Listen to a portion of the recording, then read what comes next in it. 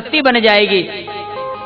तो जो ये चाहते हैं कि हमारा मन शुद्ध रहे, भगवान में मन लगे, सात्विक वृत्ति रहे, तो उन्हें अपने भोजन के ऊपर ध्यान रखना चाहिए बराबर कि हमारा भोजन कैसा है, हमारा आहार कैसा है, हमारा जैसा भोजन होगा, हमारा भोजन सात्विकी है या राजसी है या तामसी है। महाराज, मन के ऊपर भोजन का बहुत प्रभाव पड़ता है।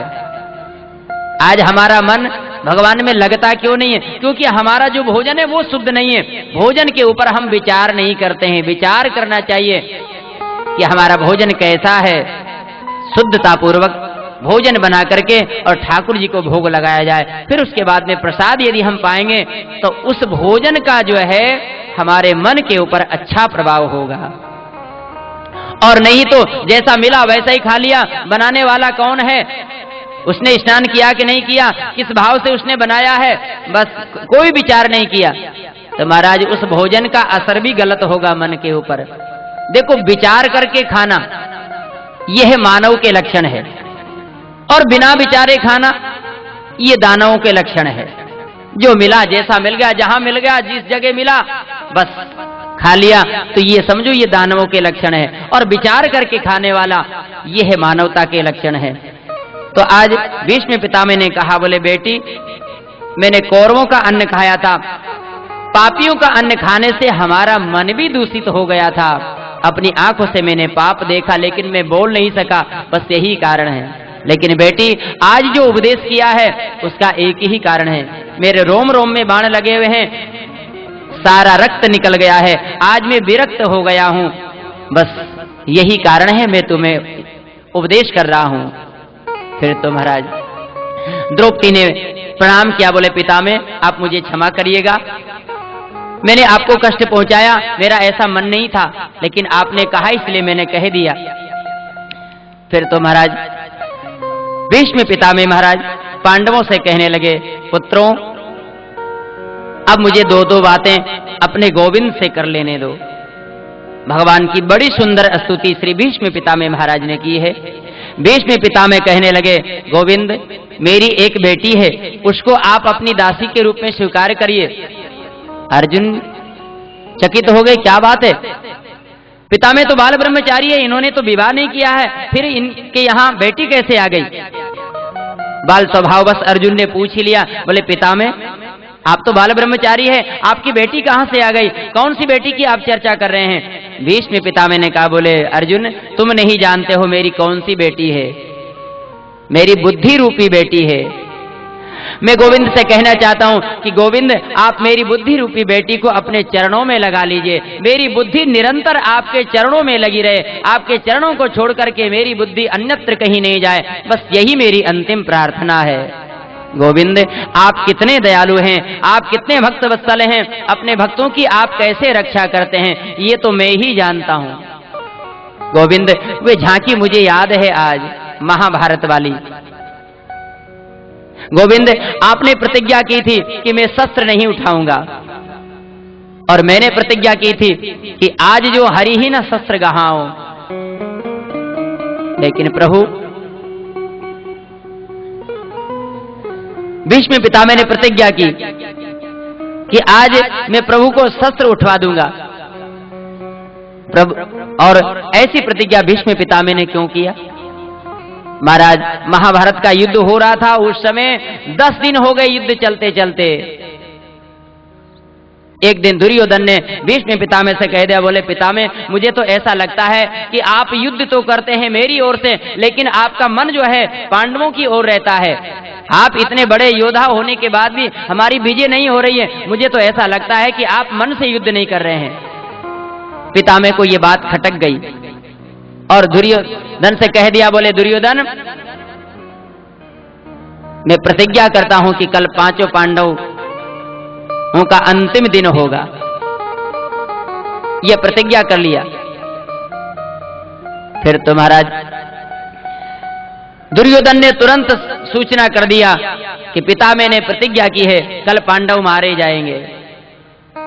भीष्म पितामह ने कहा, बोले दुर्योधन जिस समय हम समाधि में बैठे रहे, ब्रह्म मुहूर्त में अपनी पत्नी को आशीर्वाद लेने के लिए भेजना। बस दुर्योधन से कह दिया। इधर भगवान ने द्रौपदी को जगाया और द्रौपदी से कहा, बोले देवी तुम्हें मालूम है पितामह की प्रतिज्ञा, पितामह ने प्रण किया है कल पांडवों का अंतिम दिन होगा, कल तुम विधवा हो जाओगी। फिर तो द्रौपदी कहने लगी, गोविंद तुम्हारे रहते हुए और मैं विधवा हो जाऊं? नहीं नहीं, ऐसा मैं नहीं देख सकती हूं। भगवान ने कहा तो हम क्या करें, यह तो पितामह की प्रतिज्ञा है, वो मिथ्या हो नहीं सकती है, फिर क्या किया जाए? द्रौपदी ने कहा, गोविंद मैं यह दिन नहीं देख सकती हूं, मैं तो उसके पहले ही अपने शरीर को छोड़ दूंगी, अपने शरीर को जलाकर के भस्म कर दूंगी। द्रौपदी अपने शरीर को जलाने के लिए तैयार हुई। भीष्म महाराज भगवान ने कहा, बोले देवी पहले बड़ों से आशीर्वाद ले लेना चाहिए, चलो। द्रौपदी ने कहा अब क्या होगा आशीर्वाद का? बोले नहीं, आशीर्वाद तो जरूर लेना चाहिए। भगवान द्रौपदी को महाराज ब्रह्म मुहूर्त में लेकर के पहुंच गए भीष्म पितामह की कुटिया में, और उस समय भीष्म पितामह समाधि में बैठे हुए थे, ध्यान में बैठे हुए थे। द्रौपदी जब चल रही थी तो उनकी चप्पलों की आवाज आ रही। भगवान ने द्रौपदी से कहा, बोले देवी ये चप्पल निकाल ली जाए। और भगवान ने द्रौपदी की पादुकाओं को पीतांबर में लपेट लिया और बगल में दबा लिया। द्रौपदी से कह दिया, बोले वाणी से कुछ बोलना नहीं है, मुख से कुछ बोलना नहीं है, जाकर के पितामह को प्रणाम करना और अपने हाथों की चूड़ियों को बजा देना। बस द्रौपदी पहुंची और पितामह को प्रणाम किया और अपने हाथों की थोड़ी चूड़ियों को बजा दिया। पितामह ने समझा कि दुर्योधन की पत्नी आशीर्वाद लेने के लिए आई है, नेत्र बंद किए हुए, और भीष्म पितामह ने आशीर्वाद दे दिया, सौभाग्यवती भव। बस ऐसा आशीर्वाद मिला। द्रौपदी ने कहा, बोले पितामह क्या आपका ये आशीर्वाद सत्य होगा? और जैसे ही भीष्म पितामह ने नेत्र खोल करके देखे तो भीष्म पितामह कहने लगे, बेटी द्रौपदी तुम यहां कैसे आ गई? मैंने तो समझा था दुर्योधन की पत्नी होगी, लेकिन तुम यहां कैसे आई? कौन तुम्हें लेकर के आया? द्रौपदी ने कहा, यह आशीर्वाद सत्य होगा कि वो जो आपने प्रतिज्ञा की वह प्रतिज्ञा सत्य होगी? भीष्म पिता ने कहा, बोले बेटी वह प्रतिज्ञा तो मैंने आवेश में की थी, तो वह प्रतिज्ञा भले ही सत्य ना हो, लेकिन यह आशीर्वाद, क्योंकि यह हृदय से निकला हुआ आशीर्वाद है, यह जरूर सत्य होगा। लेकिन यह तो बताओ तुम्हें यहाँ लेकर के कौन आया? जरूर तुम्हें वह नटखट गोविंद ही लेकर के आए होंगे, बताओ कहाँ छिपे हैं? और भगवान तो महाराज द्वार के पीछे द्रौपदी की चप्पलों को बगल में दबा करके खड़े हुए थे। भीष्म पितामह जैसे ही उठ करके खड़े हुए भगवान की ओर आगे बढ़े। भगवान जैसे ही अपने हाथों को आगे बढ़ाए भीष्म पितामह से मिलने के लिए, तो चप्पलें नीचे गिर गई भगवान से। भीष्म पितामह ने देखा, गदगद हो गए, प्रभु आप कितने दयालु हैं, कितने भक्त वत्सल हैं कि अपने भक्तों की पादुकाओं को भी आप उठा लेते हैं। चरणों में प्रणाम किया, प्रभु आज आपने मेरी प्रतिज्ञा को तोड़वा दिया, तो ठीक है अब मैं दूसरी प्रतिज्ञा करता हूं कि कल आपसे शस्त्र जरूर उठवा लूंगा, ये मेरी दूसरी प्रतिज्ञा है। और फिर तो भीष्म पितामह ने दूसरे दिन ऐसा युद्ध किया है, ऐसा युद्ध किया है कि महाराज अर्जुन के जो प्राण है वो संकट में आ गए। भगवान को पुकारा, भगवान ने देखा कि मेरा अर्जुन तो अब समाप्ति होने वाला है, और भीष्म पितामह तो एकदम काल बन करके अर्जुन के ऊपर बाणों की वर्षा करते ही चले जा रहे हैं। भगवान ने विचार किया कि भले ही हमारी प्रतिज्ञा रहे या ना रहे, यदि हम प्रतिज्ञा रखते हैं तो इधर भी भक्त है उधर भी भक्त है, तो आज अपने भक्त भीष्म की प्रतिज्ञा को रखने के लिए भगवान ने महाराज उठा लिया रथ का पहिया और दौड़ पड़े भीष्म पितामह की ओर। भीष्म पितामह कहने लगे, प्रभु मेरे ऊपर प्रहार करिए। आज प्रभु ने अपनी प्रतिज्ञा को भी तोड़ दिया, अपने भक्त की प्रतिज्ञा को रखने के लिए। क्यों? बोले यही तो बात है, यही तो भगवान की विशेषता है कि प्रबल प्रेम के पाले पड़कर प्रभु को नियम बदलते देखा। अपना मान भले टल जाए लेकिन भक्त का मान न टलते देखा। अपनी बात भले ही बिगड़ जाए लेकिन अपने भक्त की बात को भगवान जरूर रखते हैं।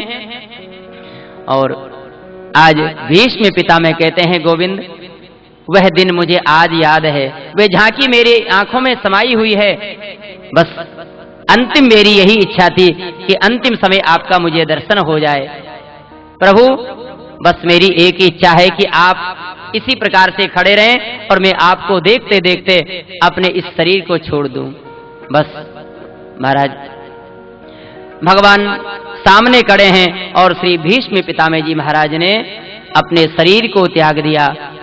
बोले श्री भक्तवत्सल भगवान की जय। भीष्म पितामह कितने भाग्यशाली और कितने पुण्यात्मा हैं कि अंतिम समय पर यदि भगवान का एक बार भी नाम याद आ जाए तो जीव का कल्याण हो जाए। लेकिन यहाँ तो साक्षात भगवान श्री कृष्ण भीष्म पितामह के सामने खड़े हैं और उनको देखते देखते उन्होंने अपने प्राण त्याग दिए हैं। ऐसे महान भक्त यानी भगवान अपने भक्तों की हमेशा ऐसी याद रखते हैं। भगवान अपने भक्तों के हमेशा पीछे पीछे चलते हैं। ऐसा कहा गया है कि भगवान अपने भक्तों के पीछे पीछे चलते हैं। एक बार श्री कबीरदास जी महाराज चले जा रहे थे, राम राम रटते हुए राम राम रट रहे थे। कबीरा मन निर्मल हुआ जैसे गंगा नीर। कबीरदास जी महाराज राम राम रटते हुए चले जा रहे थे तो पीछे से भगवान श्री राम जी आ रहे थे और वह कबीर कबीर कहते जा रहे थे। कबीर कबीर कबीर तो कह रहे राम राम और भगवान कह रहे कबीर कबीर कबीर। तब तो कबीरदास जी ने सुना कि अरे हमारे पीछे तो प्रभु आ रहे हैं और वह राम राम वह कबीर कबीर मेरा नाम ले रहे हैं। तो महाराज फिर तो कबीरदास जी ने भी भाव में कह दिया कि कबीरा कबीरा क्या कहे, कबीरा कबीरा क्या कहे, जा जमुना के तीर, एक गोपी के प्रेम पर बह गए कोटि कबीर। कबीरदास जी ने भी अपनी मस्ती में कह दिया कि कबीरा कबीरा क्या कहे, जा जमुना के तीर, एक गोपी के प्रेम पर तो बह गए कोटि कबीर। वृंदावन में जाकर के देख लो, गोपियों के प्रेम की कौन प्रशंसा कर सकता है, कबीर का प्रेम उनके सामने कुछ भी नहीं है। ऐसा कबीरदास जी ने कहा। कहने का भाव भगवान अपने भक्तों के पीछे चलते हैं। आज भगवान ने अंतिम दर्शन दिया है श्री भीष्म पितामह को। बोले भक्तवत्सल भगवान की जय। आइए अब समय हो गया है और आज की कथा को यहीं पर विराम है। उसके पूर्व यहाँ की कथा के बारे में कुछ जो व्यवस्थाएं हैं उनके बारे में आपको श्री अर्चना जी पाठक आपको बता रही हैं। आप 2 मिनट के लिए पधारें और जो व्यवस्था है उसके बारे में बताएं और उसके बाद में नाम संकीर्तन फिर आरती करेंगे।